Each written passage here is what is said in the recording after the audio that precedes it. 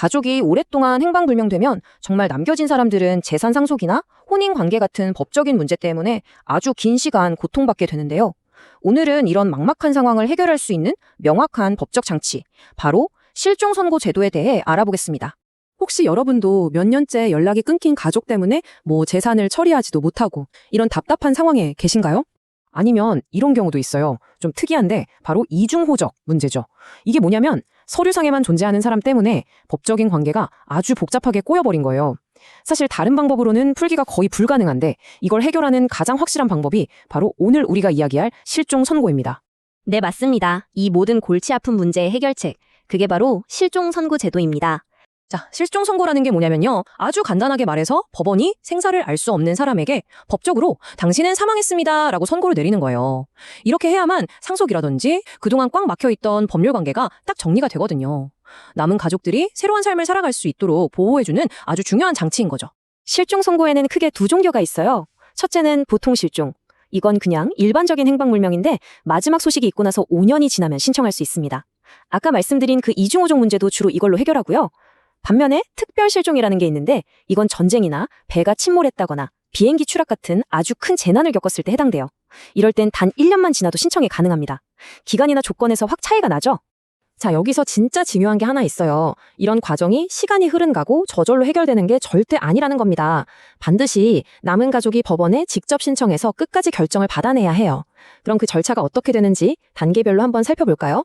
과정은 크게 보면 딱 4단계입니다. 먼저 서류를 내고 그럼 법원이 조사를 하고 공고를 하죠. 그 다음에 결정이 딱 내려지면 마지막으로 우리가 직접 가족관계 등록부를 정리하는 순서입니다. 자, 첫 번째 단계, 바로 신청서 접수입니다. 누가 신청할 수 있냐면 배우자나 상속인 같은 이해관계인이 할 수 있어요. 보통은 1순위 상속인이 많이 하시죠. 그리고 어디에 내야 하냐면 실종된 분의 주민등록상 마지막 주소지, 거기를 관할하는 가정법원에 내시면 됩니다. 자, 서류를 내면요. 그때부터 법원이 아주 꼼꼼하게 조사를 시작해요. 출입국 기록, 범죄 기록, 심지어 은행 계좌까지.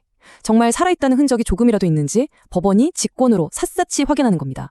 이 조사에서 아무런 행활 반응이 없다고 확신이 들어야만 비로소 다음 단계로 넘어갈 수 있습니다. 법원 조사가 끝나면 이제부터는 시간과의 싸움이 시작됩니다. 바로 최소 6개월 이상이 걸리는 공고 절차죠. 이 절차를 법률 용어로 공시최고라고 하는데요. 말이 좀 어렵죠? 쉽게 말해 법원이 게시판에다가 대대적으로 알리는 거예요. 이 사람 지금 실종 상태니까 혹시 살아있으면 본인이 직접 신고하고 이 사람에 대해 아는 분은 좀 알려주세요 하고요. 이 공고 기간이 무려 6개월 이상입니다. 근데 사실 이 공시최고가 떴다? 그러면 실종 선고의 거의 구분응선을 넘었다고 보시면 돼요. 왜냐하면 법원이 이미 조사를 통해서 이분은 생존 가능성이 거의 없구나라고 사실상 판단을 내렸다는 신호거든요. 이제 정말 시간이 해결해줄 일만 남은 셈이죠. 그러니까 이 6개월이 넘는 공고 기간 때문에 신청부터 최종 결정까지 걸리는 시간은 전체적으로 대략 1년 정도 걸린다고 생각하시면 마음이 편하실 겁니다.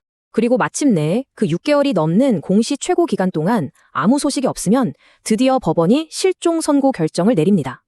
이 결정이 확정되는 순간 실종 기간이 끝난 시점으로 돌아가서 법적으로 사망한 것으로 효력이 발생하게 됩니다. 자, 거의 다 왔습니다. 이제 마무리하기 전에 오늘 이야기의 핵심, 그리고 이건 절대 잊으시면 안 되는 주의사항을 다시 한번 딱 짚어드릴게요.